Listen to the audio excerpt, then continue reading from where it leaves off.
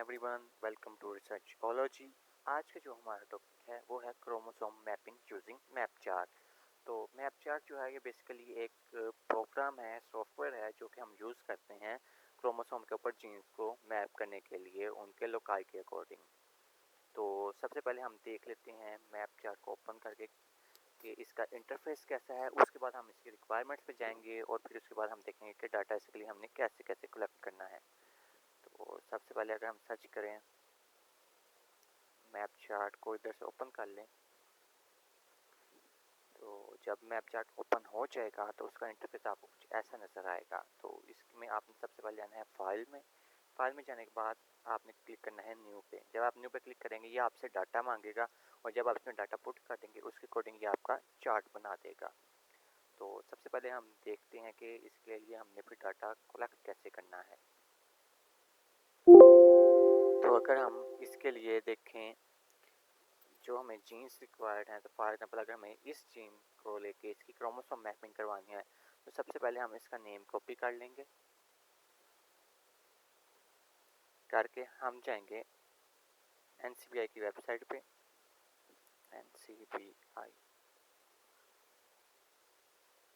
NCBI की जब आप वेबसाइट पे पहुंच जाएंगे तो बेसिकली जो मैप चार्ट है इसके लिए कुछ रिक्वायरमेंट्स है जो कि यहाँ पे मैंने नोट की हैं। तो इसके लिए सबसे पहले हमें उस जीन का सिंबल चाहिए। तो जीन का सिंबल चाहिए तो उसके लिए हमने सबसे पहले NCBI पे जाके यहाँ से सिलेक्ट करना पड़ेगा जीन सेलेक्ट करने के बाद हम यहाँ पे उस जीन का नेम लिख देंगे, कोमा डाल के आगे हम लिख देंगे स्पीशीज का नेम जो कि हमारे इस केस में है गैलस चिकन। तो जब हम इसके बारे में सर्च करेंगे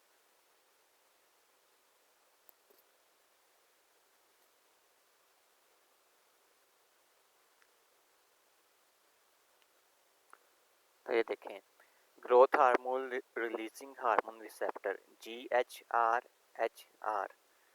तो GHRHR ये नेम आ रहा है, ये किसके आप कह लें कि एब्रीवेशन आ रही है। तो हम इसको ऐसे यहाँ से ही कॉपी कर लेते हैं, कॉपी कर लेंगे और आपने बेटा बेसिकली इस तरह की एक नोटपैड की फाइल बना लेनी है। इसके अंदर हम लिख देंगे इसका नेम, फॉर एग्जाम्पल GHRHR। फिर उसके बाद उसने पूछा है chromosome on which gene is present, वो क्रोमोसोम जिसपे जीन प्रेजेंट है। तो ये इन्फॉर्मेशन भी हमें यहीं से ही मिल जाएगी। ये देखें कि इसने लोकेशन बताई है, इसकी लोकेशन क्या है क्रोमोसोम नंबर 2। तो हम इसको लिख देते हैं यहाँ पे क्रोमोसोम 2। यहाँ पे आएगा क्रोमोसोम। अब है फाइंड स्टार्टिंग जीन लोकाई, यानी कि उस क्रोमोसोम की वो वाली लोकेशन आपने ढूंढनी है जहाँ से जीन स्टार्ट हो रहा है। तो वो जो बेटा लोकेशन है वो बेसिकली ये नीचे दी गई है, ये है इसकी स्टार्टिंग लोकेशन। तो हम इसको यहाँ से लेके यहाँ तक कॉपी कर लेंगे और फिर हम दोबारा इधर जाएंगे और यहाँ पे हम क्या कर देंगे, पेस्ट कर देंगे। ये इसकी लोकेशन है। अब इसको हमने 1 लाख के साथ डिवाइड कर देना है, यानी कि ये हमारे पास जो वैल्यू आई है हमने इसको डिवाइड कर देना है 1 लाख के साथ। तो इसके लिए हमने इज इक्वल टू लिख के ये जो वैल्यू आई है इसको ऐड कर देंगे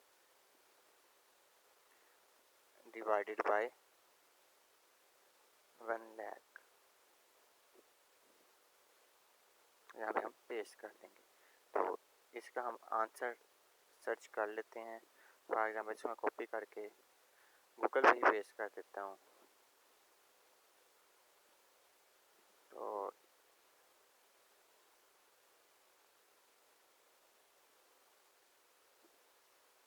हमारे पास इसका आंसर आ रहा है वो ये आ रहा है, यानी कि 1.187,466। तो इसका जो हमारे पास आंसर आएगा तो वो ये हो जाएगा, ठीक है। तो हमारे पास ये आ गया। उसके बाद उसने पूछा हुआ है total length of chromosome on which gene is present. अब हमने क्रोमोसोम की लेंथ ढूंढनी है। क्रोमोसोम कौन सा होगा, ये क्रोमोसोम नंबर 2 होगा। तो हमने अब गैलस का क्रोमोसोम नंबर 2 ढूंढना है और उसकी कह लें कि हमने लेंथ ढूंढनी है कि टोटल उसकी लेंथ कितनी है। तो इसके लिए फॉर एग्जाम्पल अब मैं न्यू टैब ओपन कर लेता हूँ। यहाँ पे मैं फिर जाऊँगा NCBI पे।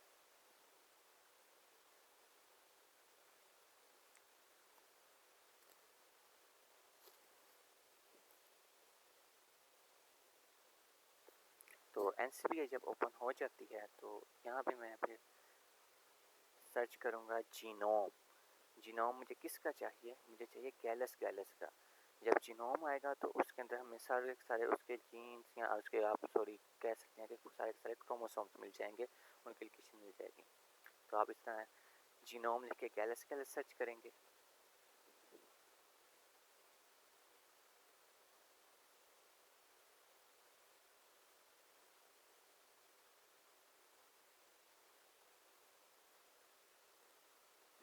तो इस तरह ये वेब पेज ओपन हो जाएगा। तो इस वेब पेज में जब आप देखेंगे ये भी सर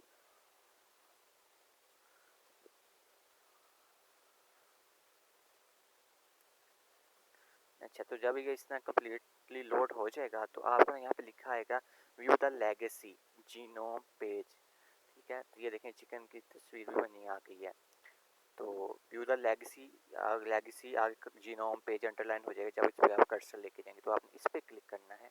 तो जब हम इस जीनोम पेज के ऊपर जाएंगे, व्यू द लेगेसी पे लेके आगे जीनोम पेज पे जाएंगे, तो वहाँ पे इसके सारे सारे क्रोमोसोम्स और उनके नंबर्स उनकी लेंस के साथ आ जाएंगे। देखें ये चिकन है, उसके उन्होंने थोड़ा सा इंट्रोडक्शन दिया हुआ है। उसके बाद ये उसका सारे का सारा जीनोम है जिसके उसके सारे क्रोमोसोम्स नंबर प्रेजेंट है और उनकी लेंथ प्रेजेंट है। ठीक है, तो हमारा हमसे रिलेटेड क्रोमोसोम कौन सा है, क्रोमोसोम नंबर 2। तो हम ऐसा करेंगे कि इसकी उन्होंने साइज बताया हुआ, इसकी टोटल लेंथ कितनी है 149.54 MB। तो हम सिर्फ 149.54 को कॉपी करेंगे और हमारी नोटपैड की फाइल में जाएंगे। तो यहाँ जाके हम लिख देंगे 149.54। तो यहाँ तक जो चीज़ें हैं ये आपने सारे जीन्स के लिए कर लेनी है, जितने भी आपके जीन्स हों। तो वन बाय वन करते जाएं और उसकी आप एक अलग से नोटपैड की फाइल बनाते जाएं, या आप डायरेक्ट मैप चार्ट पे चले जाएं। तो फिलहाल मैं डायरेक्ट मैप चार्ट पे जाता हूँ। मैप चार्ट पे जब आप चले जाते हैं तो आपने जब डाटा एंटर करना है तो आपने क्रोमोसोम को नाम देना है। तो नाम देने से पहले आपने उसको पहले लिखना है ग्रुप, GROUP, स्मॉल लेटर्स में ही आएगा ग्रुप। आगे आप फॉर एग्जांपल लिख रहे हैं CHR2 लिख देंगे। तो इसकी अरेंजमेंट आप विद टाइम आगे पीछे चेंज कर सकते हैं।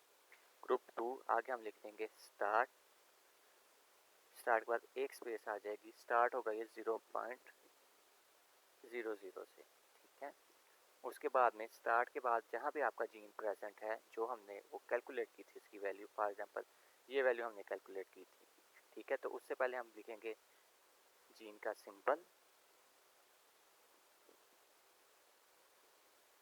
यहाँ पे पेस्ट किया, फिर एक स्पेस दे के इसकी जो हमारे पास वैल्यू थी ये वाली, इसको हम कॉपी कर लेंगे और जाके वहाँ पे क्या कर देंगे पेस्ट कर देंगे।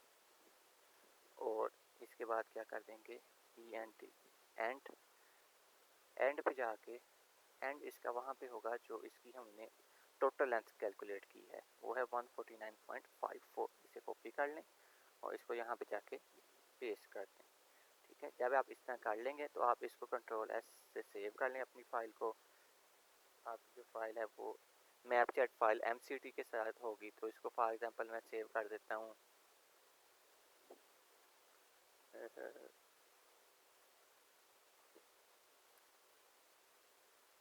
गैलस के नाम से जो है सेव कर देता हूँ।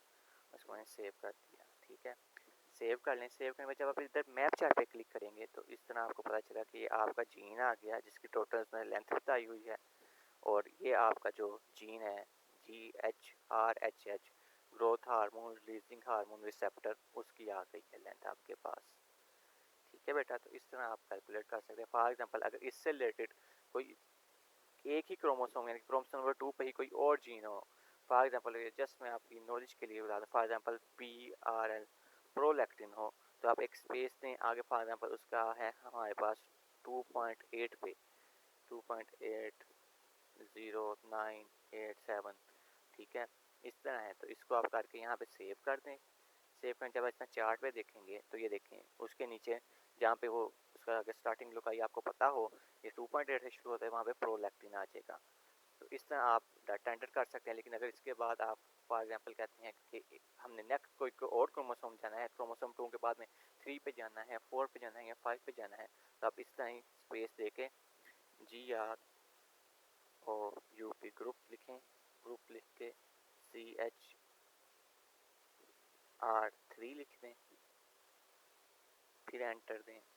स्टार्ट हमेशा ऐसे ही आएगा, बेशक आप इसको कॉपी कर लें ऐसे, और इसमें से जो बाकी वैल्यूज़ हैं वो आप बेशक डिलीट कर दें। ठीक है, हम इसमें से एक दफ़ा ये दोनों डिलीट कर देते हैं। एंड से इसका ढूंढ लेते हैं कि ग्रुप नंबर 3 क्रोमोसोम नंबर 3 का लेंथ टोटल कितनी है, 110.64। तो 110.64 पे हम चले जाएंगे। एंड को यहाँ पे हम चेंज करके 110.64 आ गया। अब फॉर एग्जांपल मैं वैसे आपकी के लिए कह रहा हूँ कि चले हम किसी और जीन को देख लेते हैं जो हमारे पास जीन में अवेलेबल है। तो है हमारे पास प्रोलैक्टिन प्रीकर्सर, दूसरे नंबर हम इसको कॉपी करेंगे, इस तरह ही जाते हैं, दोबारा से NCBI पे जाएंगे, जीन इधर से सेलेक्ट करेंगे, गैलस लिखा रहने दें, ये इससे पहले जो जीन का नेम है वो हम चेंज कर देंगे और एंटर कर देंगे। तो जो हमारे पास रिजल्ट आएगा, तो ये देखिए, असल में प्रोलैक्टिन प्रीकर्सर से मुराद बेसिकली यहाँ पे प्रोलैक्टिन ही है, तो इस वजह से उसने हमें PRL शुरू कर दिया। ठीक है, तो हमारा जो होगा वो प्रोलैक्टिन होगा और क्रोमोसोम नंबर 2 पे प्रेजेंट है। ठीक है, तो हम PRL को हम उधर से दोबारा से रिवाइज कर देते हैं एक दफ़ा। फॉर एग्जांपल मैप चार्ट में जाएं, यहाँ पे जाके PRL यहाँ पे पहले से लिखा हुआ है, तो हम इसकी देख लेते हैं कि इसकी स्टार्टिंग लेंथ क्या है बन रही है हमारे पास। इसकी स्टार्टिंग लेंथ ये बन रही है, स्टार्ट यहाँ से हो रहा है, इसको हम कॉपी करेंगे। इसी तरह जाके हमने 1 लाख पे से डिवाइड करना है, तो मैं यहाँ पे इसको डिवाइड कर रहा हूँ। आप अपनी इजीनेस के लिए हिसाब से देख सकते हैं, जैसे आपको इजी हो। अगर आपको कैलकुलेटर के थ्रू इजी हो तो आप वैसे कर लें। जब मैं इसको एंटर करता हूँ तो हमारे पास वैल्यू ये आ जाएगी, तो हम इसको यहीं से इस तरह कॉपी कर लेंगे।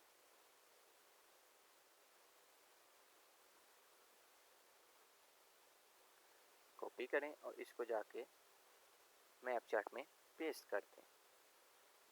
2 की बजाय आप हमारे पास जो ओरिजिनल वैल्यू है प्रोलैक्टिन की वो आ गई है। ठीक है, और एंड पे यहाँ पे एंड हो रहा है। इसमें अगर कोई और हो, मैं एंटर करके यहाँ पे तीसरा हार्मोन लिख सकता हूँ, चौथा हार्मोन लिख सकता हूँ। ठीक है, तो जब मैं इस तरह चार्ट ओपन करूँगा तो ये देख सकते हैं क्रोमोसोम नंबर 2 पे ये growth hormone, releasing hormone receptor पहले प्रेजेंट है, और उसके बाद नीचे जाके यहाँ पे 58.3 लोकाई है, बेस पेयर की लोकेशन है, वहाँ पे जाके प्रोलैक्टिन हमारे पास अवेलेबल है, और यहाँ पे जाकर उसने बताया कि यहाँ पे एंड हो रहा है। तो इस तरह आप कोई और क्रोमोसोम का जीन सर्च करके एक दफ़ा देख लेते हैं, ताकि आपको आगे कंटिन्यू करने में ज़रा आसानी हो। तो हम इसे कॉपी करते हैं और दोबारा से जाके हम पेस्ट करेंगे इसे NCBI पे। सबसे पहले हमने जीन सेलेक्ट करना है, जीन मिलेगा तो उसके बाद हमने उससे का पता चलेगा किस क्रोमोसोम नंबर पे है, फिर हम उसकी लेंथ पे जाएंगे। तो इसमें हम जीन लिख के सर्च कर लेते हैं।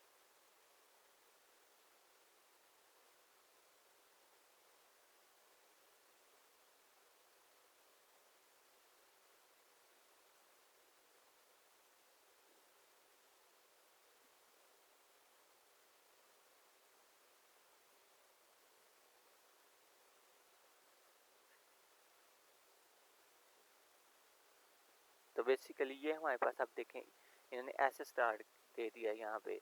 ठीक है, तो अब उन्होंने बताया हुआ है, अगर इसकी समरी हम देखें जीन की, तो ग्रोथ हार्मोन सेक्ट्रागोन रिसेप्टर गैलस चिकन का है। ठीक है, इसके अगर हम नीचे जाएं तो उसने लिखा हुआ है क्रोमोसोम 9। ठीक है, और ये आगे उसकी लोकेशन बताई हुई है, स्टार्टिंग लोकेशन और एंड लोकेशन। तो इस तरह भी आपको शो हो सकता है और दूसरी तरह भी हो सकता है जिस तरह कि आपको पहले दिखाया गया है। तो इसमें आपने बेटा कंफ्यूज नहीं होना, आप इधर से जाएंगे, सीधा उसका लिखा रहा है क्रोमोसोम नंबर यानी कि 9 पे प्रेजेंट है। ठीक है, और उसकी लोकेशन क्या है, ये सबसे पहले जो 106 पे आ रही है, तो आप ये देख लेंगे ये इसकी लोकेशन है। ठीक है, तो पहले हम क्रोमोसोम 9 मैप चार्ट में जाएंगे, वहाँ पर जाके हम ग्रुप 2 के बाद क्रोमोसोम 9 आ रहा है तो हम यहाँ पे क्रोमोसोम 9 कर देंगे, स्टार्ट 0 से ही होगा। तो हम उसके बाद देख लेते हैं इसकी लेंथ को यहाँ से मैं करूँगा कॉपी करके इसको हमने जाके जितनी भी लेंथ आई है उसको हमने 1 लाख पे डिवाइड कर देना होता है। इस वजह से हम यहाँ पे जाके कंट्रोल वी कर देंगे। तो जब एंटर करके मैं इसके सर्च करूँगा तो ये देखें 19.000566 इसे कॉपी करूँगा और मैं जाके मैप चार्ट में फिर से उसका इनके पेस्ट कर देता हूँ। इससे पहले हमने एक्चुअली इसका एब्रीवेशन लिखनी होती है या जीन का सिंबल लिखना होता है। तो जीन का सिंबल लिखने के लिए मैं दोबारा से यहाँ पे चले जाता हूँ, तो थोड़ा सा ऊपर करेंगे तो ये देखिए जीन का सिंबल आ रहा है। तो इसको कॉपी कर लें, मैप चार्ट पे जाएं, यहाँ पे कंट्रोल वी कर दें और इसके बाद एक स्पेस दे दें। ठीक है, सिंगल स्पेस देनी है और आपने इतना कर देना है। तो क्रोमोसोम नंबर 9 की अब हमने लेंथ देखनी है। लेंथ देखने के लिए हम क्या करेंगे, दोबारा से NCBI पे जाएंगे। NCBI पे जाके जब आप ये एक दफ़ा पेज खोलें तो इसे आप बेशक खोला रहने दें।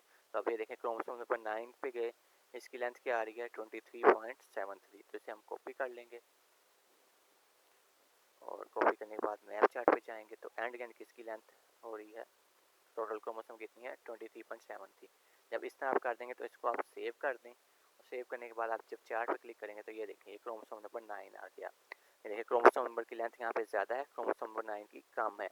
इसका आप फर्दर जब आप देखना चाहें कि ये चीज़ जो हमने सेलेक्ट की है वो करेक्ट है या नहीं है, तो उसके लिए हम दोबारा से जाएंगे हमारी NCBI की वेबसाइट पे जहाँ पे हमने ये ओपन किया हुआ है और इसके नीचे जाके हम देखेंगे, ये देखें क्रोमोसोम नंबर 2 की लेंथ ज़्यादा है as compare to chromosome number 9। ठीक है, यही चीज़ हमने यहाँ पे भी देखेंगे। तो यहाँ पे थोड़ा सा बड़ा करके पिक्चर को दिखाया गया, इस वजह से आया है।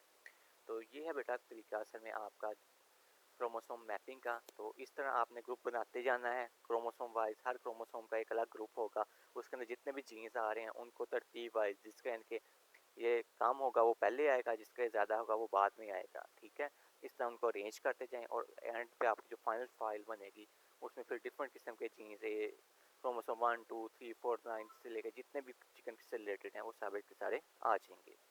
तो ये था आपका लेक्चर बेटा आज का। तो होपफुली आपने को लर्निंग हुई होगी, आपने एंजॉय किया होगा। ये काफ़ी इंटरेस्टिंग टॉपिक है, तो काइंडली इसको फॉलो कीजिएगा।